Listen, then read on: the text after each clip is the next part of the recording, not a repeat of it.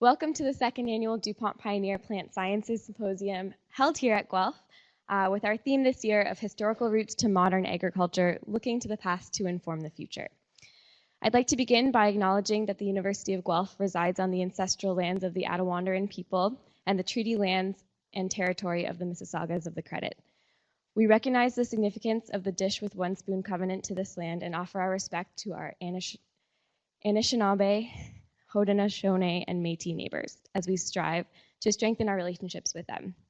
Today, this gathering place is home to many First Nations, Métis, and Inuit peoples, and acknowledging them reminds us of our important connection to this land where we learn and work.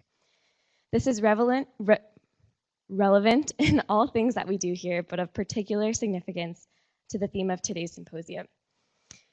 We'd like to thank you all for joining us today, both here in this room and those of us who are joining via webinar, and offer our gratitude to all of the speakers who have traveled from near and far, taking time away from their important work to share with us.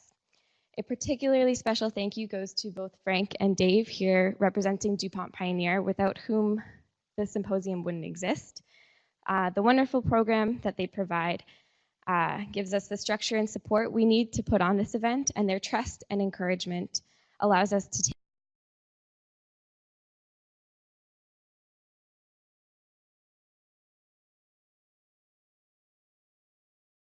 take our ideas and shape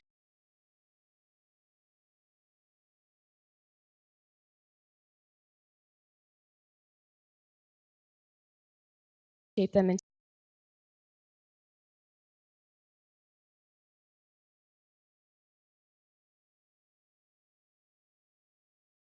what I hope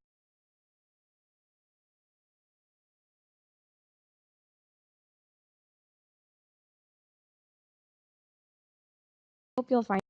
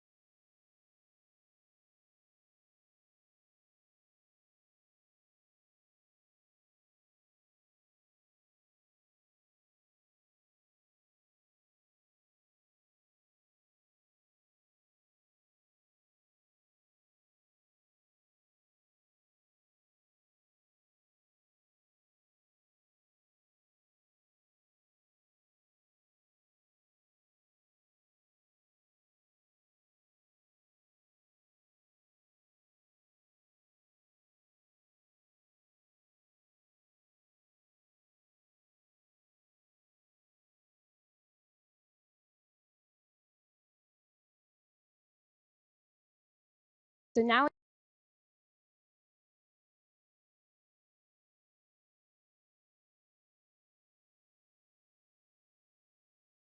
is the part of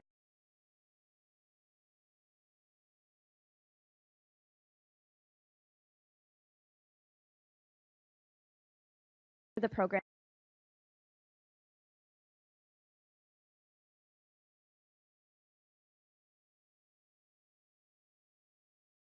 where I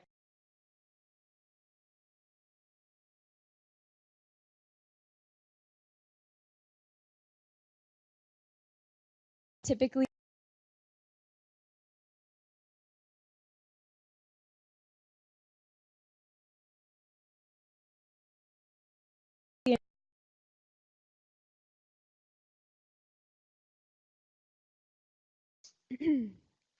Up next, we have our keynote introductory address from Deb Stark, who has held many prominent positions in veterinary science and agricultural policy over the years, including Deputy Minister for the Ontario Ministry of Agriculture, Food and Rural Affairs.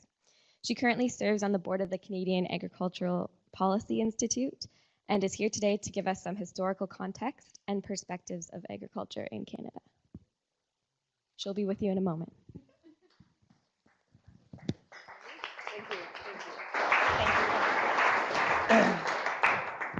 Thanks, everyone. Sounds like the mic is working. Appreciate that. So I do appreciate very much the opportunity to be here, and really thrilled to see so many people come out relatively early in the morning to hear this talk. I wasn't sure how many were going to come for the history lesson at 9 o'clock in the morning, but that's really encouraging. And I really do want to congratulate the organizers on their choice of topics. It's very timely, of course. Canada's 150, and I think so that really makes a lot of sense to me. But it's also because it's been said many times, and it may be first attributed to someone in the 1700s, that those who don't know history are destined to repeat it. And I truly believe that. And that doesn't mean that I think that yesterday's solutions are going to solve tomorrow's problems. I don't. I think it is a new world. It keeps changing. And sometimes one of the biggest mistakes we make is to always think that keep on doing the same things because it worked on the past. But there are lessons to be learned. I'm going to start with a disclaimer. Those of you who study history know that history depends very much on who is telling it. And sometimes the point of view is really important. So I am not a historian. I really am not. My views are from the perspective of someone who's been connected with the industry. I was raised on a dairy farm. I continue to have family farming in both Ontario and Saskatchewan. Spent my life, as you heard, in veterinary medicine, so more on the livestock side than the plant side, and in public service. And I didn't do a deep dive into Canadian history because I didn't think what you really wanted was 45 minutes of times, dates, and places. I thought maybe this would be a little different. So I do want to apologize in advance if I get any of my facts a little bit wrong. You can correct me at the break. One of the biggest challenges I actually had was trying to figure out how to prepare for this talk, because I didn't think it really was a history lesson. It was the emphasis on the lessons learned, not the history. And I thought, how do I really tell the story of Canadian agriculture? And then I thought, the challenge is that Canadian agriculture is not one story. It isn't a single story. It's a series of stories. And some of them have happy endings, and some of them are not so much. And some of them are still being written. What I did is picked a few themes and things I wanted to talk about. And I'll see where it takes me, and hopefully at least some of them will resonate with you. So I'm sure you expected to hear that the history of farming in Canada is a history of technology and innovation. And you're sitting in one of the schools that's a foundation of that. Archaeological findings suggest that corn was being cultivated in Ontario as early as 500 AD. And it was the 1600s when there were dikes being built in the Maritimes to help grow wheat, flax, pasture. There was livestock there. In 1847, the provincial parliament in Montreal passed an act creating the Agriculture Association of Upper Canada. And as you can expect, its objectives included the improvement of livestock and farm products. It also included the improvement and development of agriculture implements and encouraging domestic manufacturing. So the commercialization side, the technology transfer side of research and innovation was there right from the beginning. The last great technological surge started about 60 years ago. It was called the Green Revolution.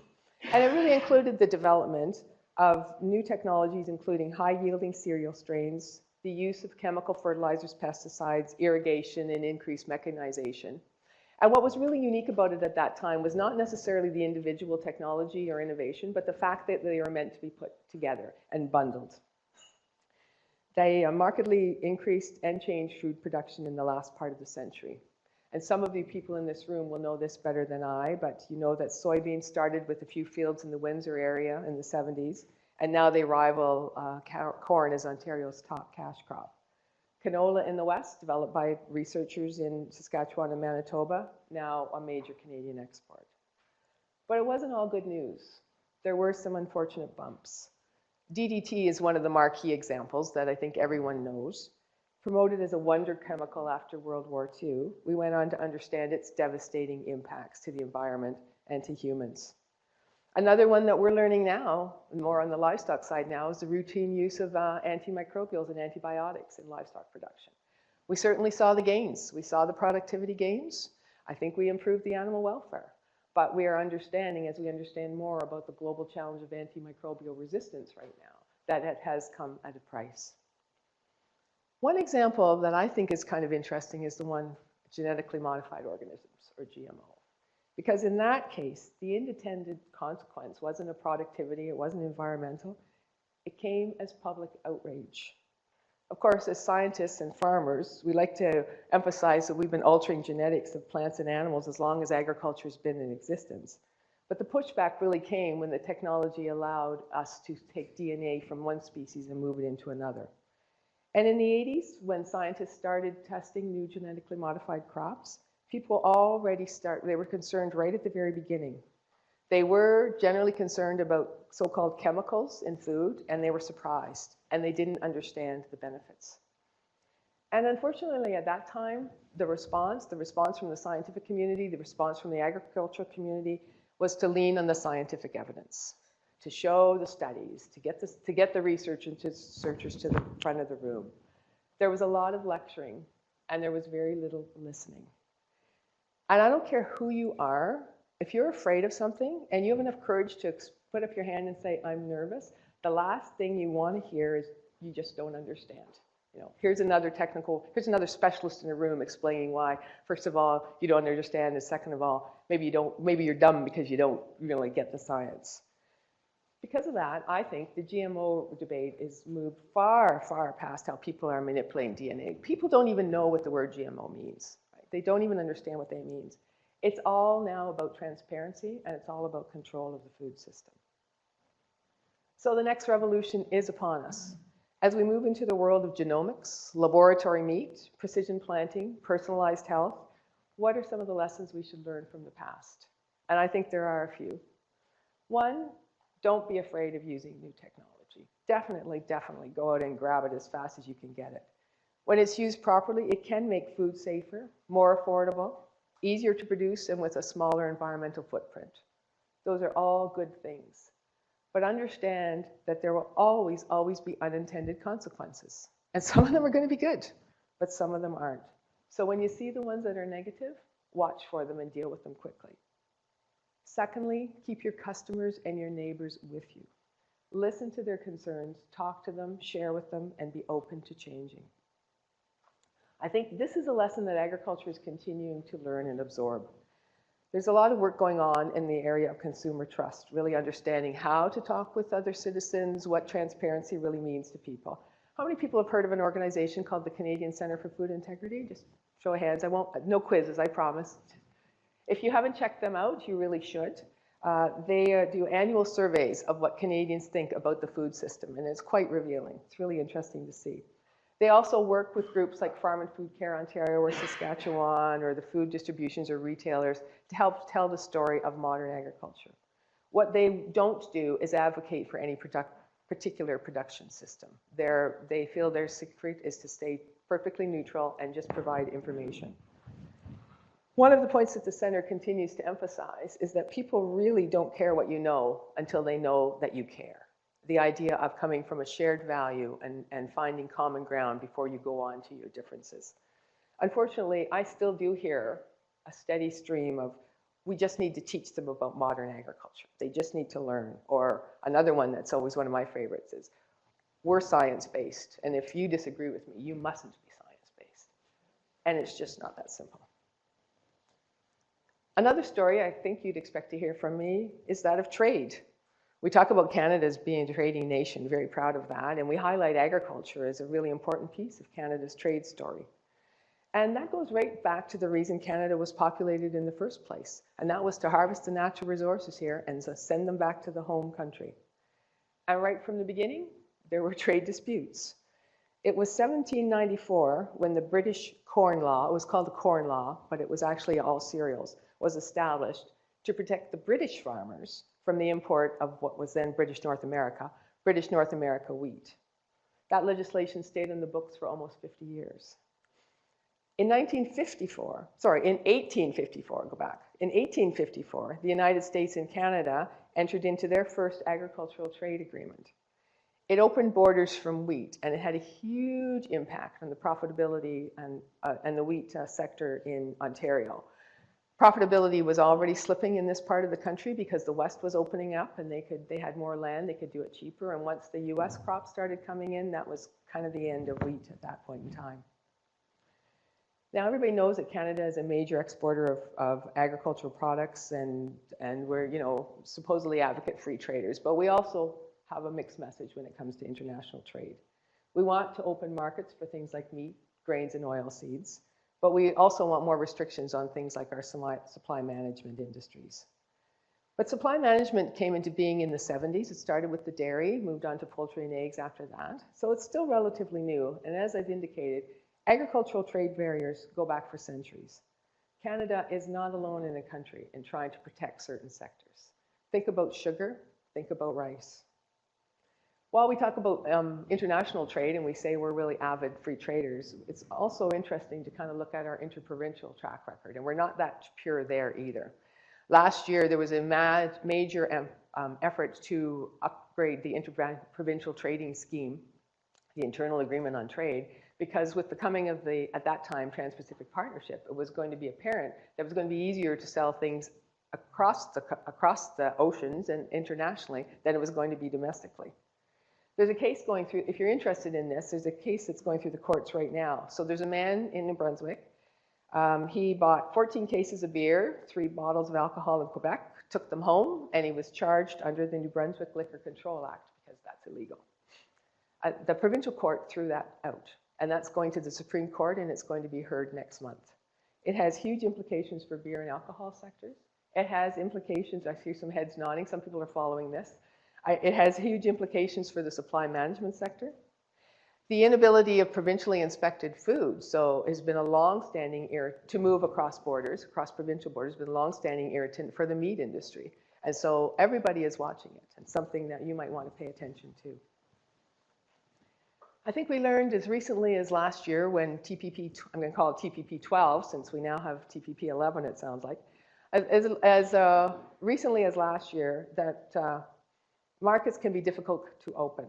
And and they can close just as quickly and for a variety of ways. I think last week we saw India put a 50% import tax on the importation of Canadian peas, which is not a formal shutdown of the market, but it is a huge implication on our ability to sell and whether or not buyers are going to be interested. When BSE, mad cow disease, occurred in 2003, 40 countries closed their borders to Canadian meat immediately. It took 2 years to get the United States to partially reopen the border, even though it was an integrated system and cattle had been moving back and forth all that time.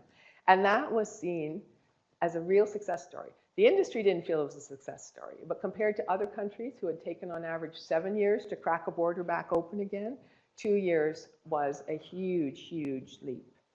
But markets to beef, markets to Canadian beef that were closed because of BSE were still being opened even a couple years ago. I couldn't find this. I wanted to fact check. I'm not sure they all are opened at this time. If not, it's just been the last few that have just been finished. So it can take a long time. Trade is a function of economics, science, and politics. Excuse me.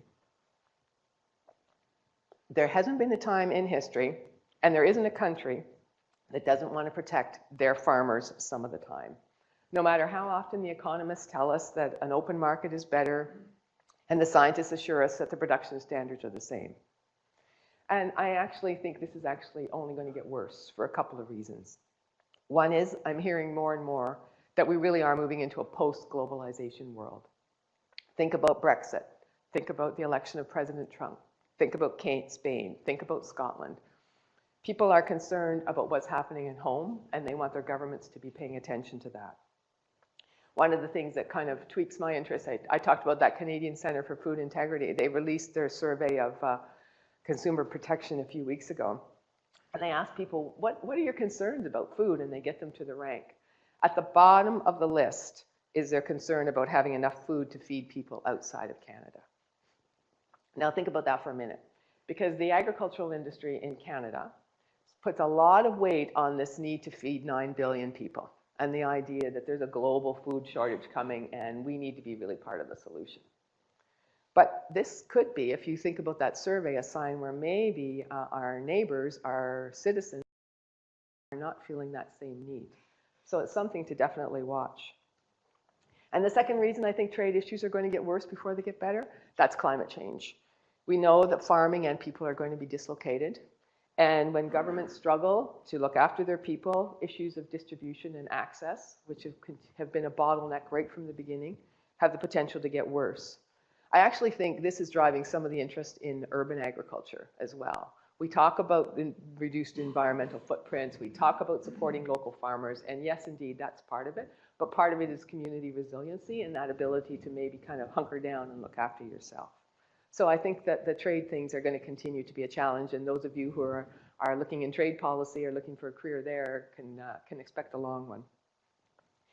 The story of agriculture is also one of cooperation, collaboration, and collective action. Think about the Women's Institutes and their push for pasteurization. Ontario was the first major jurisdiction in the world to demand mandatory pasteurization of milk. Think about the creation of ag societies, or creations of federations of agriculture, and the UCFO in Quebec. Farmers are no strangers to working together. And they've also never shied away from politics. A century ago, there was a powerful movement called the United Farmers of Canada. It rose to prominence in World War I when the farmers were frustrated with some of the tariffs being imposed by government. But they really got going in 1918, because in 1917, farm boys, it was men that were being conscripted. So the farm boys were exempt because they were seen to be needed home on the farm. But the government reversed that decision very suddenly and in the spring. So no time to plan. And that's when the membership in the United Farmers of Canada exploded. They put groups up for local elections. They were successful, and they actually formed governments in Ontario, Alberta, and Manitoba. The creation of marketing boards, commodity organizations are other examples of where agriculture has come together for common causes at both provincial and national levels. And many of them were created towards the middle or the middle of last century. Now we see commodities working across. So we had things like grains, we had fruit and vegetables, we had cattle. They're coming across to work on things like a National Animal Health and Welfare Council, and something that's recently formed called the Agricultural Growth Coalition. I don't know if people have heard about that. That's an organization with the Canadian Federation of Agriculture, canola, grain farmers of Ontario, sheep and horticulture, and they're working together to really support the idea of Canada's export dominance. We see expanded tables like federal value chain roundtables, which try and bring everyone through the system around to the same table, from input suppliers to producers, processors, distributors. And I'm involved with a really interesting group right now that's talking about Canada's food policy. So Canada just is creating a national food policy. It would be the first one if the government does this that's ever been happened for this country. There was consultation that happened over the summer. How many people were aware of that and contributed to that? Excellent, good to see there was a couple of hands up here. Something to watch as they come out with that. One of the consistent recommendations that the government heard was the government needs to stop working in silos and it needs to kind of have a more holistic approach to food. And this group of people said, how are we going to respond? If government really does that, how are we going to respond to that? Because production is still actually not talking to those civil societies that's concerned about food security, about low-income poverty. First Nations communities still not necessarily talking with academics, dietitians, all those things. How does that group come together? And that's what this grassroots thing is talking about. And it's really interesting, so we'll see what happens. I think as agriculture changes, it's really important to hang on to that ability to come together for common cause. It's really cool right now to say 1 in 8 Canadians are involved in the food system. And I have no reason to doubt that. I think that's true. But keep in mind that that goes right through to the retail. Not every one of those people are interested in Canadian agriculture, or not every one of those people supports Canadian agriculture. Last time I checked, less than 2% Canadians actually farmed. And it's important for that group to find common points of interest and to work with other groups to drive change. It's probably a good time now to remind you that Canadian agriculture, the story of that is also a story of immigration. The two have been linked since the founding. If you actually go back to the first constitution, you'll see that agriculture and immigration are actually in the same line. They're linked together, and they have a shared jurisdiction between the federal government and the provinces because they're both seen as so important. In the 1600s, a new Canadian was likely British or French. American loyalists came up in the 1780s after their Civil War when they were looking for a new home. And by the 19th century, it was the Irish and the Scots. In the late 1880s, the government was trying to open up the West. And they saw land and they saw agriculture as a solution to do that. And the Dominion Lands Act of 1872 made 1.25 million homesteads available. And this was the recruitment. I find this really amusing. I guess it was successful. But anyway, the ideal candidate to get one of these homesteads was an immigrant, first of all. They didn't want you if you were already here. Who was a stalwart peasant in a sheepskin coat, born on the soil, whose forefathers had been farmers for 10 generations, with a stout wife and half a dozen children. So if you think it's tough to get into this country now, think about that time. The policies attracted Ukrainians, Poles, German, French, Norwegian, Swedish, and they got 625 of those 625,000 of those land patents issued. So it was successful. And the trend, of course, has continued. I couldn't find this in 2016, and I didn't get a chance to look today, but according to the 2011 census, the most common mother tongue in the Canadian farm population was English, of course, followed by French, German, and then Dutch. In British Columbia, this is 2007, Punjabi was the second most common mother tongue, spoken by almost 9% of the farm population. I find that really interesting. But that was only almost 7 years ago, because you can only imagine how it's changed since then. Unfortunately, like the rest of Canada, it hasn't always been a story of tolerance in agriculture or in Canada. In its desire to open up the West in the 1880s, the government overcame Métis resistance and displaced the First Nations populations, basically to take that land and dispose of it. And even, you know, when I talked about that job description, and there was still less than desirable immigrants. So if you were Italian, South Slav, Greek, Syrian, Jew, Asian, Roma people, or Black, you were at the bottom of the list. Canada really wasn't that interested in having you come and farm its land. We know Ukrainians were interned during World War I, Japanese in World War II. We used people from China to build the railways, and then we didn't really want them around. And now people of Muslim faiths struggle to feel comfortable. And it's not just about race and religion. In any small town, people of LGBTQ orientation feel that it's difficult. I'm part of a group called the Ag Women's Network. Any members of the Ag Women's Network here? Looking at the ladies. Thank you. It's something to check out. It is not exclusive to women, but people that are interested in women's issues. It's an Ontario-based organization. Anyway, they have a webpage, and it is not uncommon to look on their Facebook feed, and you'll see that in Ontario today, a woman trying to get going in the agriculture community is being discriminated against because of her gender. So as we speak right now, it's all relative. Canada has an international reputation for being inclusive and open. And we're having huge conversations about reconciliation, misogyny, racial intolerance.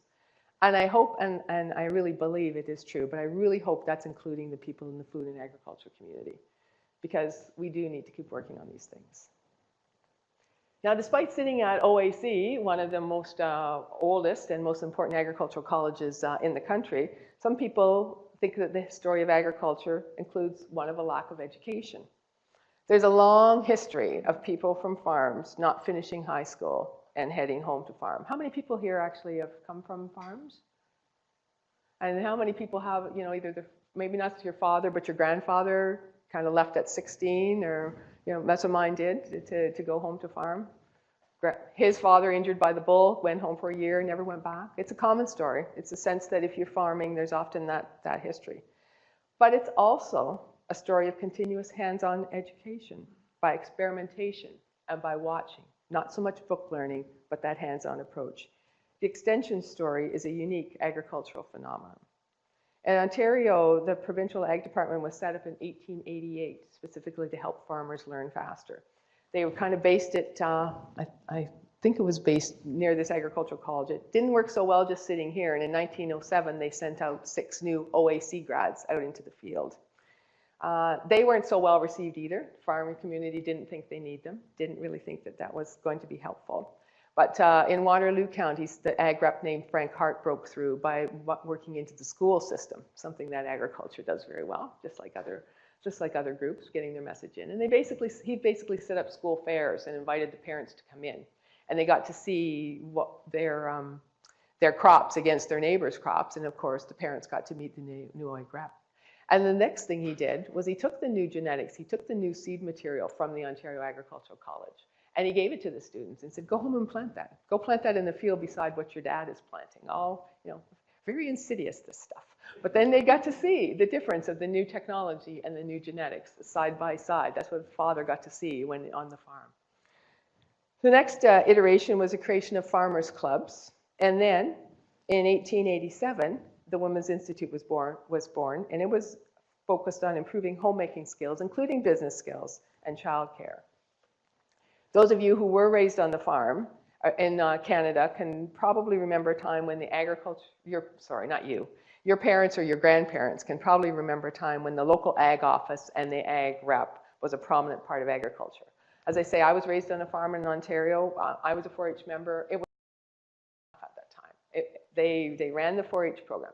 They judged at the local fairs. The ag hall is where you the ag office, which was the government building, is where you had all your meetings. At our farm, the dairy experts came out to give advice, and actually we had dairy engineer come out that time when we were redoing our calf barn and basically help us figure out how to do that. The government extension services changed quite dramatically in the 80s and 90s, and some people say that that was about government cutbacks, but it was also because the need had changed so dramatically. The internet was here and it was making information accessible to everybody. Farm organizations were stepping up and delivering information. Input suppliers were delivering information, tying that with their products. So provinces removed almost all of their extension staff at that time. They've kind of crept back in because there was a realization that maybe some of those delivery agents aren't sending the message that the government wants to send in things like environmental performance, animal welfare, food safety, those kind of things. But nobody has moved back into that one-to-one relationship. There was a time when that's the way it was. In 1989, there was a book by University of Guelph professor Don Blackburn called The Foundation and Changing Practice of Extension. And it's interesting, at that time the argument was made that extension is not adult education because it emphasizes self-directed learning, real-world problem solving, and a close link with the environment of the learners. Now, I'm not an educator. There's some educators in this room that can correct me, but I think we know now that that is how adults learn best. And I think that's an example where agriculture taught other educators. So there's a few lessons coming out of this story. One is the continuous learning. As I said, the ag community was at the front of that. Another was a lesson of investing in our youth. How many 4-Hers, ex-4-H members? Has to be a few. No? How many? Programs like 4-H are constantly credited with building leadership skills, not just technical skills. I actually saw an article in the paper last week. There's a new U of G study that's coming out that said that in terms of rural children, 4-H members have exceptional resiliency, something that's going to be so important. You're moving into a world where you're going to be working on things, jobs and work that we don't even envision at this point in time. And having that ability to be self-sufficient and resilient and really to learn and figure it out for yourself is going to be so critical. And that's what programs like 4-H did. But there's another lesson, I think, that to be learned, and it's more subtle. Unlike traditional classroom, and I'm not classrooms of today, but unlike more traditional classrooms, debate, discussion, disagreement were common elements of farm meetings and extension meetings. They still are. It's valued and it's managed. And you learned how to manage them at the 4-H meeting. When you joined the Soil and Crop Association or the Commodity Board, we learned how to chair a meeting, how to set an agenda, how to have a difficult conversation, and how to come to a decision. And I think this is a critical skill set that the agricultural community doesn't really appreciate. You may appreciate it some because this is a scientific community. So you too have your framework about how to have your debates and discussions, and it's valued, right? In a scientific community, it's valued. It is not true in all other organizations. And I can tell you, having worked with many different sectors, that it is very unique. Having a formal approach, having a common approach to decision making and to having conversations makes them easier. And I think there's a declining respect for honest debate in the world these days. There's a declining respect for that discussion and the ability to come to share. And Ag Extension gave the agriculture community the tools to have those debates. And I think we really need to preserve that approach. And finally, The story of Canadian agriculture is a story of service to the customer, to the community, and to anyone who needs some help. Back to World War I, the production of food was critical, and farmers were called soldiers of the soil, and politicians told them that the farmers in the field will be doing as much in this crisis as the man who goes to the front. And there was the same expectations of World War II. But they didn't just stay on the farm. I talked about the time when the farm boys were exempt from conscription, but I don't know if it worked. I don't know how many of you are from small towns, if you've ever visited your rural cenotaphs, but if you go and stop by any local one, you will see that the names of many, many farm families listed there.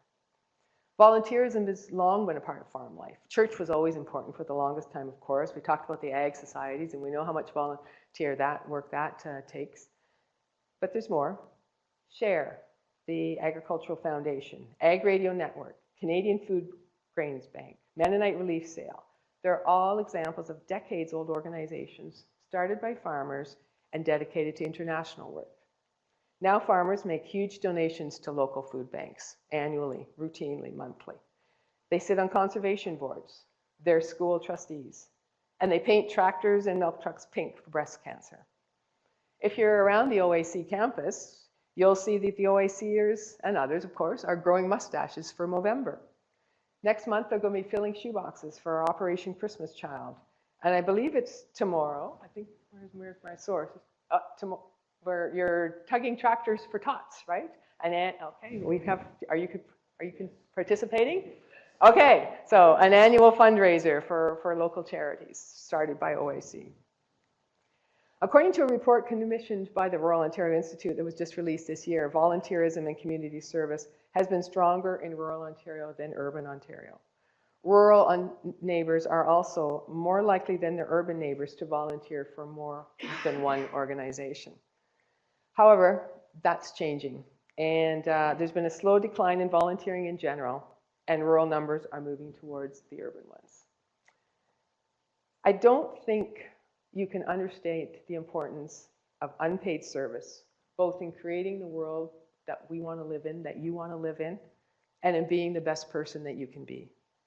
We are all social animals. Isolation is a risk factor in both mental illness and shortened lifespan. The need to support each other is a story that we can't forget. So I think that's enough lessons for today. I could talk about agriculture and the environment, maybe you expected me to, but I don't actually know if we've learned our lessons in that area. It's true that we haven't depleted our resources as badly as other countries, and we should be very proud of that, and the farming community should be proud. And we're actually making massive efforts to rehabilitate, whether it's prairie farmlands, Great Lakes, or reducing greenhouse gas emissions. But the last round of high prices has meant we put a lot of pressure back on the land again. We really kind of erred on the side of more, not less, in terms of inputs, and it does have an impact. Canada is blessed with some of the world's best natural capital, including soil and fresh water, and we need to improve it. And I could talk about the use of seasonal labor, including offshore workers, but again, I don't know what the lesson is to take from that one either. We definitely, it would seem, have done things better than our US neighbor, but the system doesn't seem to be perfect. It's definitely a work in progress. So let me just sum up here. The history of agriculture is full of lessons. Our forefathers, your forefathers, were not afraid to try new things. They embraced technology and continuous learning. They left their homes in hopes of building a better future. They weren't afraid to stand together when they thought something was wrong and work together to make things better. And they never forgot they were part of a larger community. And sometimes everyone can use a little help, whether they're right next door or halfway around the world.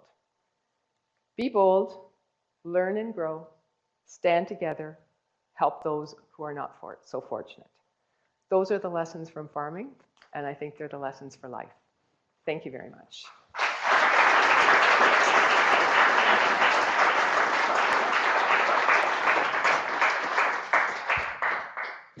Did you want questions or comments? Correct me on my facts and figures. This one on. So I'm going to be walking around with this microphone. If anybody has any questions, just raise your hand. I'll bring the microphone to you.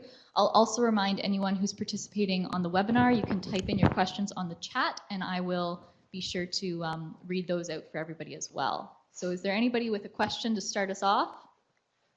Over here.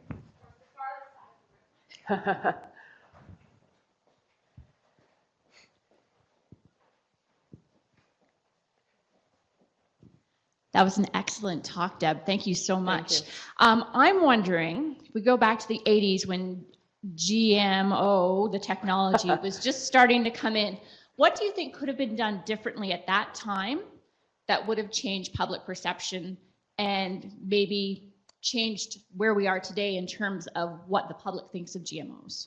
Yeah, thank you. I that went through. The mic worked? Okay. So what could be done? I mean, there'll be papers written around that one for decades yet, I think. I think there's been some sense that one of the biggest challenge around that new technology was that was benefiting them. And it was an era, as I say, where people continued to be nervous about chemicals. They continue to be nervous about chemicals even now. I'm going to come back to that in a second. So that, and we kind of went at it with, but this is great. We have to feed more people. It's going to make us more efficient. Just look at the scientists. We sent the technical experts out to tell the story.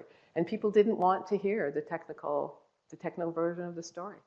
And I think at that time, again, it was a sense that agriculture was really, we know what we're doing, trust us, we're farmers, trust a farmer. And people said, not so sure about this one. It's interesting, it's Farm and Food Care Ontario, I think, that just released their book, The Real Dirt on Farming for, I don't know, you know, Karen, is it 20 years or something they've had that book out? Anyway, that is a book that's directed at the more general public. And they say the main four issues that are of concern to people continue to be the same for 4 years now. Pesticide, hormones, antibiotics, genetically modified organisms. People don't like the idea of us tampering. I don't think they know what that means. That's the other thing that's quite clear. If you ask people what a genetically modified organism is, people don't really necessarily know what that is. So it's become hugely symbolic of something now and far, far removed from what the actual scientific definition is. But it was a real disconnect where we didn't listen, and a hard lesson. And I do think agriculture absorbed that lesson, but I'm not sure we've absorbed it quickly enough or fast enough. Thanks. And you mentioned a whole bunch of organizations, but you forgot one really important one to me, junior farmers. Oh yeah, sorry about that. Yeah, good point. Any other junior farmers in the room? There we go. Yeah, a few ones. Another organization, first of all, doing really good things in the community. Second of all, building a network of people and developing leaders, for sure. Are there any other questions? Jackie, can you tell me if there's webinar questions? No? Oh. Hi, Deb. Thanks for your talk. It was really good. I really enjoyed it. Thank you. I like the fact about World War I with the United Farmers Coalition. Mm-hmm. But you said now in modern times, there's less than 2% of Canadians who are farmers. Mm-hmm. Do you think they're losing their voice a little? Oh, absolutely. Have lost their voice. Yeah. Compared to where they were. The agricultural community in general is still a very effective lobby community and punches above its weight in terms of getting its message to elected officials. It really does. But where it was, when everybody was in a rural community and on a farm and connected to the farm, it's totally different now. Yeah. So I guess it would come down to educating people who aren't farmers on. I think the agricultural community has to really keep reminding itself that not everybody understands who they are. Not everybody understands that is important. Not everybody agrees that it's as important as the agricultural community is. And that's like any other resource-based sector. That's like forestry. That's like mining. That's like even the oil and gas, which is kind of the one that has a real challenge of public relations. It's a community that is using the commons, so the land and the water that people feel like they have some ownership on as citizens, not just consumers, but as citizens. And they want to feel like the people that are impacting are connected. I give a lot of credit to agriculture for jumping on this and working really hard and absolutely making some mistakes, but learning from those mistakes for sure.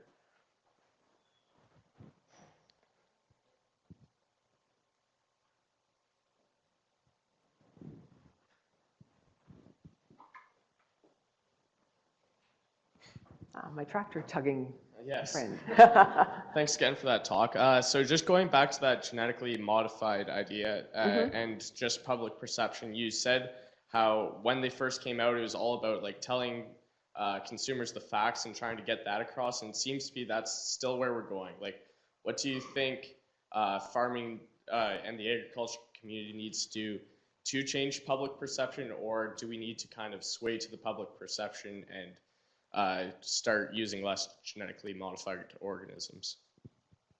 I think that the door is long shut in terms of using genetic modification and whatever genetic modified organisms mean to people. I think that technology is here.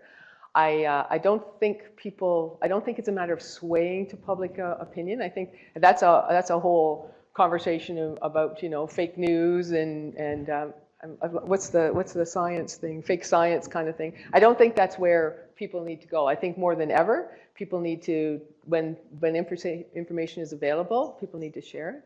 But I think they need to start in a different place. And I need to think, in order to have a conversation with someone that you can hear, at least this works for me, until I think that you value my opinion, you want to hear my opinion, you actually want to talk with me and not just educate me or lecture me. Like, I'll go to school if I want that. I don't want that. So that's where people have to go. And it's so starting about what is important to you, what are you concerned about, why then does this make you nervous, and then here's the way I look at it, here's the information that I base it on. So we can't be afraid of science, we can't be afraid of bringing science into the conversation. I think that's more important now than ever. But this idea that science is on a pedestal, and I think that now I'm talking more generally science community, not just agriculture at all, but I think it got a bit into it's science, and it shouldn't be challenged. You're not a scientist, you can't challenge it. I think that's where it kind of fell into trouble. And if you're in the scientific community, you know that science keeps changing. But a bit of that message got out that it was locked in stone. Here's what the science says. And then it did change. And people, well, geez. So I could have asked that question because I wasn't all wrong to be nervous around that. So it's where you start from. Is that helpful? So I have one quick question, if you don't mind. No? I think it's really interesting how you talked about kind of younger generation involvement with volunteering and things like that. With there being not as much volunteering in urban centers as there are in rural, and with that volunteering declining, can you see any way to kind of galvanize my generation and kind of the grad students here today and students at our university into volunteering their time and doing things like that? Well, I'll tell you, I use that study because it fit in with my talk, right? But I have to say, I wonder if we are measuring volunteering in a way that resonates with people in your generation. And I'm wondering if there's actually more going on behind the scenes that's not maybe was recorded in that study. So it's not a generational thing to say that people are less likely to sign up for like a 3-year commitment to do something or even a year-long project. You kind of want to come in, you've got some time, do it and get out, right? And I think we have to make sure we're capturing things like that. So working on organizations like this. So it may be a matter of just understanding what volunteering means to a different generation in a world where everything is down to 140 characters in a tweet, or what are they up to now on Twitter? 270 maybe, but what's that? They doubled it, yeah. So there you go. So it's expanding again. We're okay. But in a world that's so quick, the volunteer community really has to try and figure that out. But there also has been, I've heard people speak who say, collectively, as a society, one of the challenges with technologies, at least that's what they attribute to the causes, we are less empathetic. We are becoming less empathetic and less concerned about our neighbors. And if that is truly true, then that is going to make it a cold, harsh world. Because we've got such big challenges to work together in this world. And and if we're not paying attention to each other, it's going to be a lonely place. So I don't really have a good answer, and that's why I talked around it. But maybe some other people have some opinions on that. Thank you very much. I think if anybody has any extra questions, we'll take them at the break and Yeah, they sure. can approach I'll be you. around. All Yeah, right, absolutely. thank you. Thank you. Thank you so much. Okay, now we're going to take a really quick break, and you can fill up your coffee or grab some more water. The shuttle is going to head back to campus if anyone has a class to get to, and we'll meet back here at 10 o'clock for our next talk. Thanks.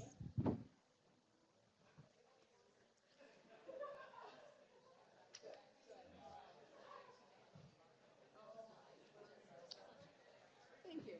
Thank you very much. Yeah, Thank I you. really enjoyed that. Well, you set me up for it with your beginning. I thought, okay, I'm going to be in a good spot here. I was hoping that would go over well and it would mesh with what everyone had to say. Yeah, So. yeah. Good. I'm glad it worked for you. Thank you. Do you want this somewhere? Yes. Thank you very much for that.